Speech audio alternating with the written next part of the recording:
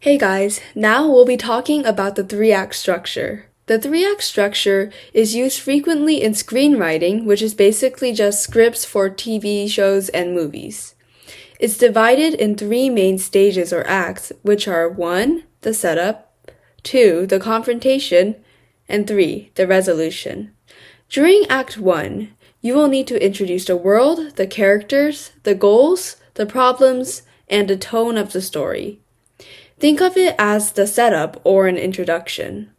Next, during Act 2, you'll be expanding on the conflict, adding more detail to smaller topics of the story, and fleshing out the characters. This is the act that will take up most of your story. It ends just as the story's tension is at its peak. Think of it as the moment right before the biggest battle or an intense scene in your story. Finally, the last act is Act 3. This is when everything comes together.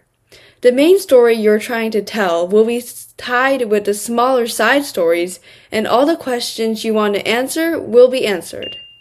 It starts with what you can think of as a boss fight and ends with explaining the world afterwards. It's completely fine to leave the ending to be open. This is what many writers do when they want to add a part 2 or sequel to the story.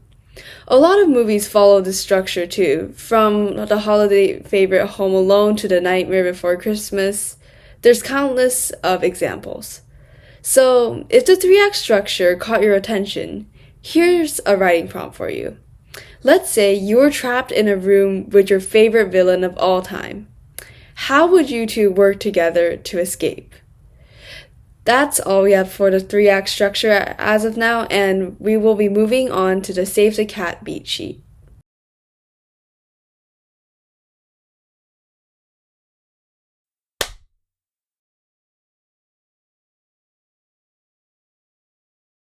Hi guys, I'm Chloe, and I'll be introducing the Save the Cat beat sheet.